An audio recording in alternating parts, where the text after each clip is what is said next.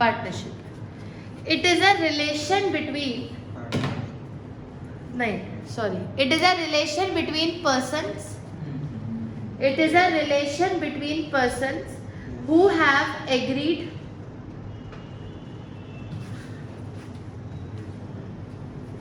relation between persons who have agreed to share profit and loss, who have agreed to share profit and loss of a business carried by all or one of them acting for all। लिखिए partnership की definition. It is a relation between persons who have agreed to share the profit of the business carried by all or one of them acting for all। समझ आया आ रहा है? चलिए शुरू करते हैं बेटा जी। अब जो नहीं आ रहा लेट्स कंटिन्यू। तेजस सुनिए, वैसे भी हमें एक दो दिन में मंडे से पार्टनरशिप स्टार्ट करना ही था। आर्यन पार्टनरशिप का मतलब क्या होता है? बहुत ध्यान से सुनना है अब इस बात को। जो पार्टनरशिप में पर्सन्स होते हैं, जैसे मान लो हम सब ने आपस में पार्टनरशिप करी दीक्षा, है ना? बिल्कुल इंट्रोडक्शन क्लास है, ज्यादा लंबी नहीं होगी, इसलिए ध्यान से सुनिएगा। हर जितने भी पर्सन्स हैं जो पार्टनरशिप में आना चाहते हैं, उनके बीच का एक हरमिंदर क्या होता है? रिलेशन। वो इस चीज के लिए एग्री करते हैं। एग्री करने का मतलब होता है कि चाहे आप ओरली एग्री करो, चाहे आप रिटर्न में एग्री करो। अगर हम रिटर्न में एग्री करते हैं तो हम उसको पार्टनरशिप डीड भी कहते हैं, जो कि आपने 11th क्लास में पढ़ा भी है। आप ओरली भी एग्री कर सकते हो, रिटर्न में भी एग्री कर सकते हो। आप एग्री करते हो कि दिशा आप क्या शेयर करोगे? Profit and loss. क्या एग्री करते हैं हम कि हम क्या शेयर करेंगे? Profit and loss. एरन किसका profit and loss? Of a business carried by all. या तो उस बिजनेस को कौन चलाएगा? आर्यन सब चलाएंगे, which is carried by all.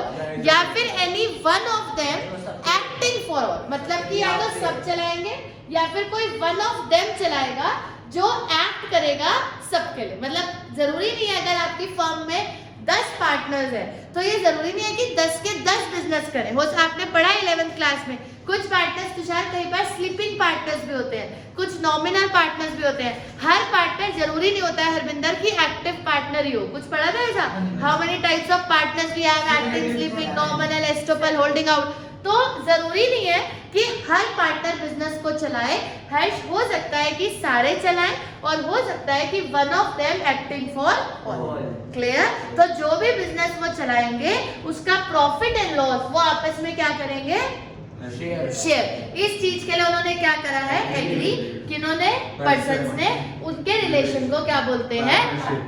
आया समझ में? बोलो फिर एक बार बताओ। It is a relation between, थोड़ा जल्दी बोलना। It is a relation between person who have agreed to share profit and loss of a business carried by all or one of them acting for all. Clear है? अब मुद्दे पे आते हैं। Partnership में क्या क्या अकाउंट्स बनते हैं? ज्यादा थ्योरी पढ़ के अभी कोई फायदा नहीं है।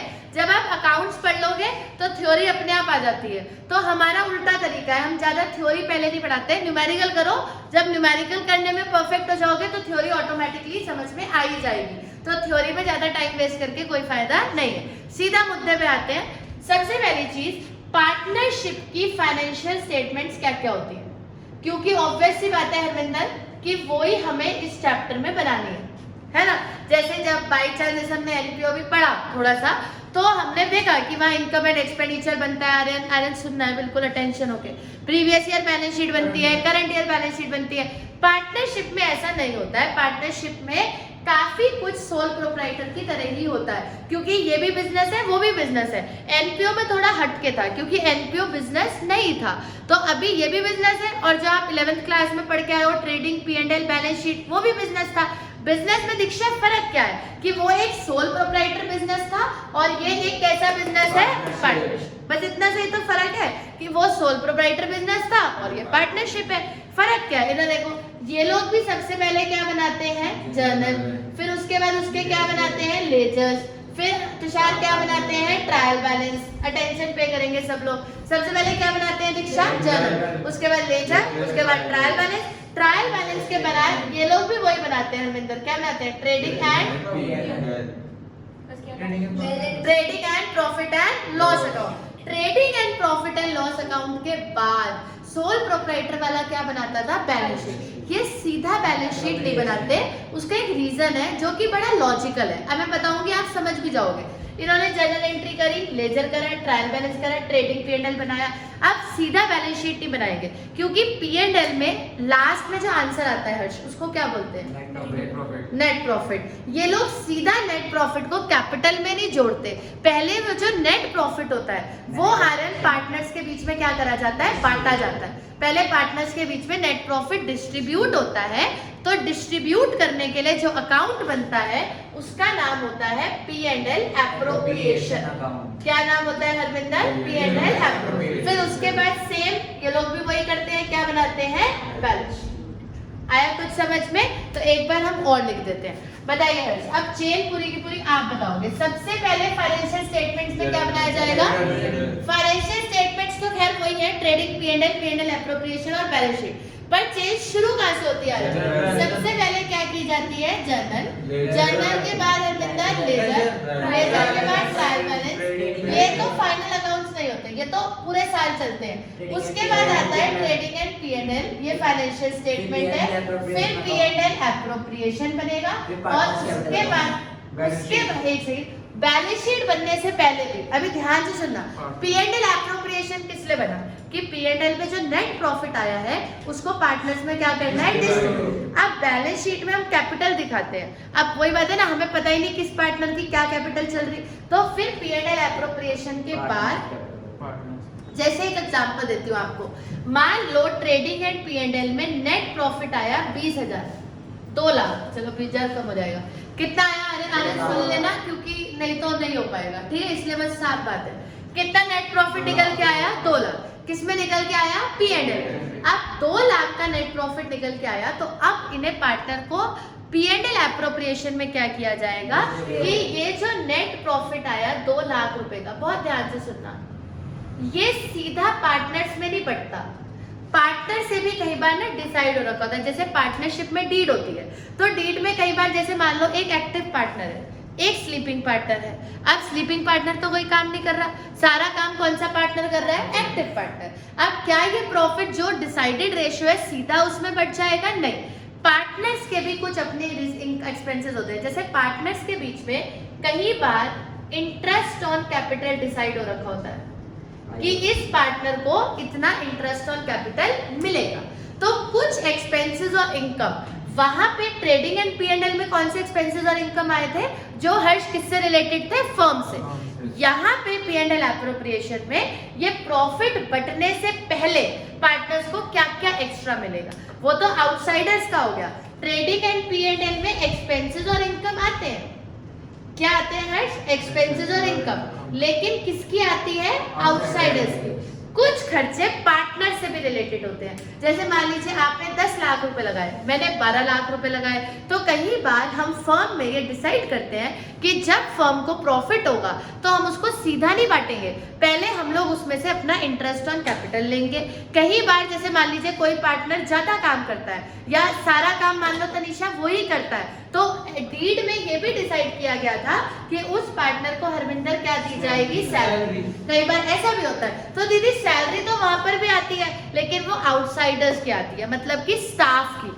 स्टाफ को भी तो सैलरी देते हो ना आप, अब स्टाफ और पार्टनर में तो फर्क है ना, स्टाफ है और पार्टनर तो मालिक है, तो जहाँ स्टाफ को सैलरी देते हैं वही पार्टनर को थोड़ी सैलरी देंगे। तो पार्टनर को जो भी पार्टनर से रिलेटेड एक्सपेंस है, मैं आपको साथ साथ ये भी बता रही हूँ कि कौन कौन से एप्रोप्रिएशंस प्रॉफिट में से होते हैं। सीधा प्रॉफिट नहीं बढ़ता, ये नहीं है कि इतना प्रॉफिट आया चलो बांट लो, ऐसा नहीं होता है। जब प्रॉफिट आता है तो उसके बाद कुछ एप्रोप्रिएशंस होते हैं, मतलब किसी पार्टनर को सैलरी दी जाती है कि भाई तू एक्स्ट्रा काम करता है, तू सैलरी ले। कोई पार्टनर है, मान लो उसने किसी को सामान बिकवाया, तो उसको क्या दी जाती है, कमीशन दी जाती है। पार्टनर्स को कैपिटल पर क्या दिया जाता है, इंटरेस्ट दिया जाता है। इसके अलावा वो यहाँ अभी उसके बाद इंटरेस्ट और लोन की बात मैं आपको बाद में बताऊंगी, ठीक है। चलो इंटरेस्ट और लोन का टॉपिक क्लोज। एप्रोप्रिएशंस में क्या क्या आता है तनीषा? इंटरेस्ट और कैपिटल आता है, प्रॉफिट तो है ही ना, उसको बांटने से पहले क्या क्या एप्रोप्रिएशंस होंगे? फर्म के पास कितना प्रॉफिट है बताओ? सीधा बांट देंगे? नहीं, पहले पार्टनर्स को क्या देंगे? Interest on capital. जो नेट प्रॉफिट आता है, यही हम पढ़ रहे हैं कि जो फर्म के पास नेट प्रॉफिट आता है वो सीधा पार्टनर्स में नहीं बंटता। ऐसा नहीं होता कि इतना नेट प्रॉफिट आया चलो बांट दो, ऐसा नहीं। बांटने से पहले कुछ एप्रोप्रिएशंस होते हैं, जैसे कि पार्टनर्स को इंटरेस्ट ऑन कैपिटल देना। किसी पार्टनर को अगर आपने डीड में कोई सैलरी प्रॉमिस करी थी कि भाई तू तो ज्यादा काम करता है तो तुझे हम इतने रुपए और देंगे, वो देना। उसके बाद हरमिंदर क्या देना? किसी पार्टनर को कमीशन देना। अगर किसी ने ड्रॉइंग्स करी है, ड्रॉइंग्स आप सब जानते हो, मतलब फर्म से पैसा निकालना, तो अगर हम आपकी कैपिटल पे इंटरेस्ट दे रहे हैं तो ऑब्वियस सी बात है कि आपसे ड्रॉइंग पे लेंगे भी, यानी कि इंटरेस्ट ऑन ड्रॉइंग, है ना। भाई कैपिटल पे ले रहे हो तो ड्रॉइंग पे देना भी तो पड़ेगा ना। सैलरी हो गई, कमीशन हो गई, ये सब एप्रोप्रिएशंस होने के बाद, अभी हम ज्यादा डिस्कशन नहीं करेंगे, उसके बाद जो नेट प्रॉफिट आता है उसको हरमिंदर क्या कर दिया जाता है? समझ आया क्या कर दिया जाता है? तो अभी तक आप क्या समझे कि पार्टनरशिप के अकाउंट्स उतने तो है ही जितने सोल प्रोप्राइटर में होते हैं, उससे कुछ ज्यादा ही है, उतना तो काम करना ही है, क्योंकि सोल प्रोप्राइटर सबसे छोटा बिजनेस होता है। तो अगर वो जर्नल करेगा, ये भी करेंगे, वो लेजर बनाता है, ये भी बनाते हैं। अब बट हम आपको जर्नल लेजर नहीं पढ़ाएंगे आरन, क्योंकि जर्नल लेजर हमने क्लास 11th में आपको पढ़ा दिया। तो अब हम थोड़ा आगे से अपनी गाड़ी शुरू करेंगे। यहाँ तक के अकाउंट्स क्या होते हैं? Same, journal, ledger, trial balance, trading, P&L, यहाँ तक सेम। लेकिन P&L में जो क्या आता है? Net profit. वो किस में बटेगा? पार्टनर्स में। पर सीधा नहीं बटेगा, पहले उसके एप्रोप्रिएशंस होंगे। क्या होंगे? मतलब कुछ चीजें आपकी देसी भाषा में, कुछ चीजें उसमें से काटी जाएंगी। पहले क्या क्या कटेगा? जिस पार्टनर का इंटरेस्ट ऑन कैपिटल है, सैलरी है, कमीशन है, इंटरेस्ट ऑन ड्रॉइंग है, और भी बतेरी चीजें हम धीरे धीरे पढ़ेंगे। तो जिसका जो है पहले वो सब क्या होगा? कट गया।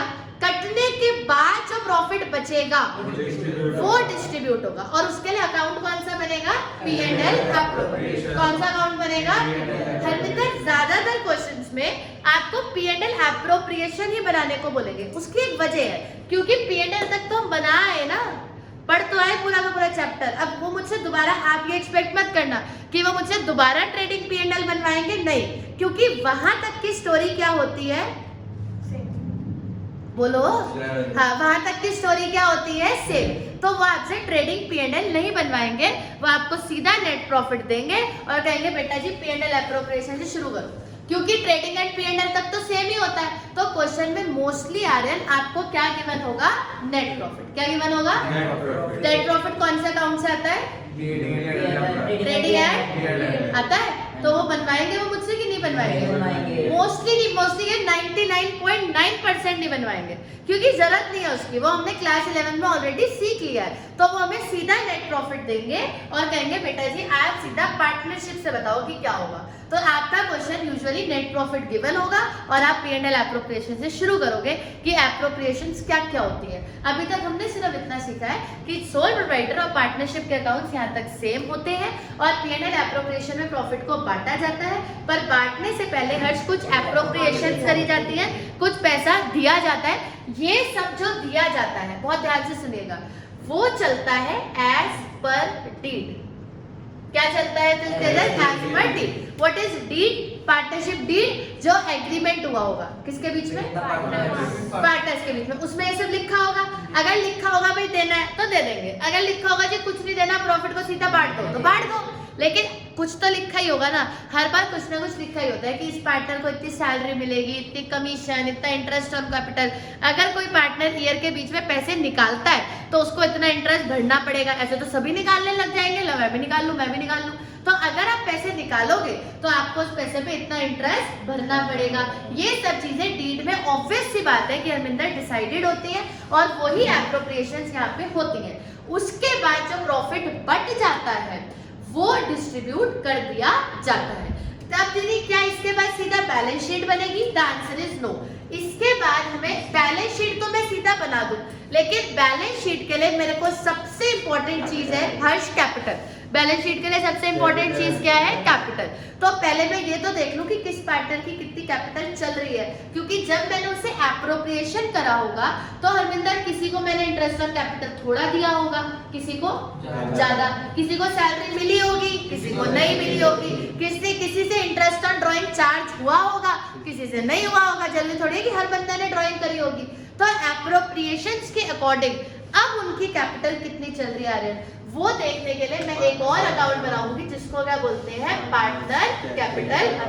ये देखने के लिए, जैसे मान लो किसी की कैपिटल बेचारे की 1 लाख चल रही थी, अब उसको 10,000 की सैलरी मिल गई, प्रॉफिट का भी हिस्सा मिला होगा, तो वो जोड़ के अब उसकी कैपिटल कितनी बैठ रही है वो निकालने के लिए मुझे क्या बनाना पड़ेगा? Partner capital account. प्रॉफिट आ गया, एप्रोप्रिएशंस हो गई, प्रॉफिट बढ़ गया। हरमिंदर आज आपका अटेंशन 200-250% होना चाहिए। P&L से क्या आ गया? प्रॉफिट। प्रॉफिट आके एप्रोप्रिएशंस हो गई, प्रॉफिट बढ़ गया। प्रॉफिट बढ़ने के बाद हमने पार्टनर कैपिटल अकाउंट में पार्टनर की कैपिटल भी निकाल ली। अब तो तुरंत इस कैपिटल को बैलेंस शीट में डालो, क्वेश्चन खत्म। तो इस कैपिटल को हम कहाँ पे डाल देंगे? Balance sheet. और बैलेंस शीट मैच हो जाएगी। समझ आया? ये कुछ पार्टनरशिप के अकाउंट्स का फॉर्मेट है। इस तरीके से क्वेश्चन चलता है। इसमें हमें काफी सारे चेंजेस, काफी सारी बातें होती हैं। इधर सुनना है तनिषा, अभी कुछ नहीं लिखा, अभी सिर्फ आज तो सिर्फ सुनना है, ठीक है जी। तो आपको क्या करना होता है, जब आप पार्टनरशिप करते हो तो आपके जो 2 काम है वो बढ़ जाते हैं। वो 2 काम क्या है कि ट्रेडिंग P&L के बाद आपको क्या बनाना पड़ेगा? P&L एप्रोप्रिएशन, जहाँ पे पार्टनर्स को वो दिया जाएगा जो डीड में उनसे वादा किया गया था। ठीक है, अभी मैं आपको अगला टॉपिक वही पढ़ाऊंगी कि क्या क्या वादे किए जाते हैं, जिसको इंग्लिश में बोलते हैं एप्रोप्रिएशंस ऑफ प्रॉफिट। क्या बोलते हैं? Appropriations of. जो वादे करें वही तो प्रॉफिट में से एप्रोप्रिएट होंगे, और उसके बाद जो बचा हुआ प्रॉफिट होगा वो पार्टनर्स में बढ़ जाएगा। फिर उनकी कैपिटल देख लेंगे कितनी कितनी आ रही है, और उसके बाद कैपिटल को बैलेंस शीट में डाल के बैलेंस शीट क्या कर देंगे? मैच। Concept clear? चलिए इसे नोट करो, फिर हम पढ़ेंगे एप्रोप्रिएशंस क्या क्या होते हैं। नहीं जी, अभी शुरू करिए, फिलहाल बी क्विक। हमने पार्टनरशिप डीड, एक बार और बोल देती हूँ। It is a legal, Aman, it is a legal document partners. It is a legal document. Partnership deed में लिखेंगे it is a legal document which defines relationship among the partners. आगे क्या था अमन? Deed can be oral or written. Deed can be oral or written, but you must have a written deed. But you must have a written deed so that क्या लिखा? Disputes does not arise. So that disputes does not arise. जिससे कि लड़ाई झगड़े बाद में ना हो। ठीक है जी, अमन इधर देखेंगे कंसंट्रेट करके, अभी लिखने का कुछ नहीं है। Provisions if deed is missing, जैसा कि हमने आपको कहा, बिल्कुल अटेंशन हो जाओ अभी बोर्ड पे। फिलहाल ये सब अभी बेस है, बेस स्ट्रॉन्ग होना चाहिए। हमने फालतू चीजें तो आपको पढ़ाई ही नहीं अभी, कि कितना एक्ट होता है, कितने पार्टनर होते हैं, वो सब तो हमने साइड ही कर दिया। हम वो पढ़ रहे हैं जो हमें आगे न्यूमेरिकल में काम आएगा। ठीक है जी, कारण इसलिए ध्यान से सुनो मेरी बातों को। हाँ जी, अगर डीड है तो फिर तो सब कुछ डीड के हिसाब से चलेगा। नो झिझक, नो टिक टिक, नो पिप, वहां सब लिखा ही है कि प्रॉफिट इस रेशियो में बटेगा, इंटरेस्ट ऑन कैपिटल इतना होगा, अब ये होगा, फलाना होगा, टिमकाना होगा। तब क्या होगा जब डीड है ही नहीं, क्योंकि डीड कैन बी ओरल और रिटन। तो रिटर्न करोगे तो सब कुछ लिखा ही है, बट अब वो करने वाले तो ओरल भी करेंगे, अब उन्हें मार थोड़ी देंगे। जब एक्ट में लिखा है कि डीड ओरल भी हो सकती है और तेजस रिटर्न भी हो सकती है, मान लो हमने ओरल डीड करी तो हम पे क्या प्रोविजंस होंगे? तो नंबर 1, अगर आपने ओरल डीड करी है तो हरमिंदर अब क्या डिसाइड हुआ है वो मुझे नहीं पता। मान लो आपने डिसाइड किया था दीक्षा कि इनको 60% प्रॉफिट मिलेगा आर्यन को और दीक्षा को 40% मिलेगा, ऐसा इन्होंने ओरल में डिसाइड किया था। आज लड़ाई हो गई कि भाई ना 60-40 ने, हम तो 40-60 होगा, 30-20 होगा। तो हर से लॉ किसकी सुनेगा? अब लॉ के पास तो कुछ रिटर्न है नहीं, ठीक है। चलो इधर सुन लो फिलहाल, अमन तुम सुन लो फिलहाल। तो लॉ तो बाबू रिटर्न, लॉ क्या है कि लॉ तो रिटर्न को देखता है। अब हरमिंदर रिटर्न में कुछ है नहीं, तो लड़ने से कंक्लूजन ही निकलता है ना। तो एक्ट ने पहले ही लिख रखा है कि भाई अगर तुमने ओरल डीड करी, अब बाद में तुम्हारी लड़ाई हो गई, मान लो तुमने पहले डिसाइड किया था कि 70-30 का रेशियो रहेगा, अब अगला बंदा मुकर गया, हमने कहा ना मैं क्यों 30 लूं, मैं तो 60 लूंगा। तो ऐसा होके लड़ाइयाँ होंगी, क्योंकि ओरल डीड है तो ऑब्वियस सी बात है हर्ष की डिस्प्यूट्स काफी ज्यादा होने वाले हैं। तो आरएन तो क्या प्रोविजंस रहेंगे, प्रॉफिट शेयरिंग रेशियो क्या माना जाएगा, इक्वल। अगर आप कोर्ट में जाओ ना जाओ, वैसे किंतु जाके कोई फायदा भी नहीं है, क्योंकि तुम्हारे पास कोई रिटर्न में तो लिखा हुआ है नहीं, तो वहां क्या लड़ोगे। तो आप ये मान लो कि कोर्ट का यही स्टेटमेंट है, कोर्ट ने कहा है कि मेरे पास आने की जरूरत नहीं है, मैं पहले ही बता रहा हूँ ये है, तो ना आना ना खाम का नंबर ऑफ केसेस वैसे इंडिया में बहुत ज्यादा है, तो आपका अपना केस डालने की कोई जरूरत नहीं है। अगर आपकी ओरल डीड है तो यही माना जाएगा कि हरमिंदर प्रॉफिट शेयरिंग रेशियो क्या रहेगा, इक्वल। अगली बात सुनो, ओरल था ना, हाँ तो तभी तो कह रही हूँ कि ओरल डीड नहीं करनी है। अगर आप रिटर्न करोगे इट्स गुड, अगर आपने ओरल करी है तो वो तो आपके लिए नुकसान है ही। तो as per the provision profit sharing ratio क्या माना जाएगा, इक्वल। मान लो उस टाइम कभी आपने ओरल डीड में इंटरेस्ट ऑन कैपिटल सोचा था, भाई मैं तेरे को दूंगा इतना, अभी लड़ाई है तो interest on capital will be treated as 0। चाहे आपने डिसाइड किया हो, हमें कोई मतलब नहीं है। अगर डीड नहीं है तो यही प्रोविजंस माने जाएंगे, बस छुट्टी। अगर डीड है तो डीड में लिखो, अगर डीड नहीं है तो इंटरेस्ट ऑन कैपिटल किसी को भी नहीं मिलेंगे, किसी को भी क्या नहीं मिलेगा, क्या नहीं मिलेगा, इंटरेस्ट ऑन कैपिटल किसी को भी नहीं मिलेगा। रही बात सैलरी की, मैंने आपको कहा था कि कई बार कोई पार्टनर जब ज्यादा काम करता है तो हम उसकी सैलरी डिसाइड करते हैं, तो उसकी सैलरी भी तेजस क्या रहेगी, 0, क्योंकि आपके पास डीड नहीं है, डीड इज मिसिंग। ठीक है जी। नंबर 4 कमीशन, अगर डिसाइड करनी है तो क्या बनानी पड़ेगी Harminder, deed, otherwise it will be 0। अगर किसी ने पैसे ड्राइंग करे तो हम उससे बदले में क्या लेते हैं तनीषा, इंटरेस्ट ऑन ड्राइंग। अब जब डीड ही नहीं है तो वो भी नहीं डिसाइड होगा, तो interest on drawing will also be 0। और नेक्स्ट बात, एक और प्रोविजन होता है that is interest on partner loan, उसका डीड से कोई मतलब नहीं। इंटरेस्ट ऑन पार्टनर लोन, हाँ भाई इंटरेस्ट ऑन पार्टनर लोन, कई बार पार्टनर अपनी फर्म से क्या ले लेते हैं, लोन। अब सवाल ये पैदा होता है कि अगर डीड नहीं है तो क्या पार्टनर को उस पर भी कोई ब्याज नहीं देना पड़ेगा, मिलेगा नहीं, देना है, हाँ आपने लोन लिया है तो आपने फर्म से क्या ले रखा है अमन, लोन, तो अब डीड नहीं है तो क्या पार्टनर को इंटरेस्ट नहीं देगा। द आंसर इज अगर डीड नहीं है तो लोन का रेट गवर्नमेंट ने कितना डिसाइड कर रखा है, 6% पर। अभी मैं आपको इंटरेस्ट ऑन पार्टनर लोन अलग से वेरी इंपॉर्टेंट टॉपिक की तरह समझाऊंगी।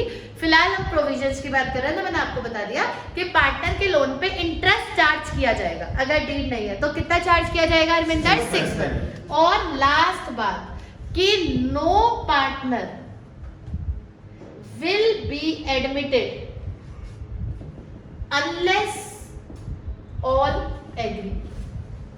इसका मतलब बताओ, कोई नया पार्टनर जब तक सबकी हाँ ना हो, मेजोरिटी नहीं चल रही है कि अच्छा 4 ने हाँ कह दी, मान लो फॉर एग्जांपल आप 10 पार्टनर हो, 6 की हाँ है कि 11वें को ले लो और हरमिंदर 4 की ना है, तो बहुत इंटरेस्टिंग है, इसे ध्यान से सुनो। ठीक है जी। तो अकाउंट्स की क्लास में तो नींद पता भी लगता टाइम कहाँ चला गया। तो मान लीजिए आप 10 पार्टनर्स हो, 10 में से 6 रेडी हैं 11वें के लिए, पर 4 रेडी नहीं है, तो क्या मेजोरिटी से 11th पार्टनर आ सकता है? जब तक 10 के 10 रेडी नहीं होंगे 11वां नहीं आएगा। ये पार्टनरशिप का रूल होता है, ये पार्टनरशिप का सबसे बड़ा रूल होता है कि पार्टनर नया तभी आएगा जब एग्जिस्टिंग सारे एग्री करेंगे अपने उससे कि हाँ भाई मेरे को लगा। ये तो ओरल है, फिर इसमें भी ओरल में भी यही है और रिटर्न में भी यही है। आप इस चीज को रिटर्न में भी नहीं बदल सकते। मजे की बात ये कि अगर आप रिटर्न डीड भी कर रहे हो तब भी ये प्रोविजन एज इट इज रहेगा, ऐसा पार्टनरशिप एक्ट। हाँ जी, ईयर बताओ यार, 2003 इसके साथ ना चला करो, 1932 पार्टनरशिप एक्ट 1932। कौन सा एक्ट होता है पार्टनरशिप का? Partnership act 1932। तो उसमें डीड तो बननी चाहिए, बट अगर डीड नहीं है तो उस केस में क्वेश्चन में ये प्रोविजंस रहेंगे। आ गई बात समझ में? नोट करिए।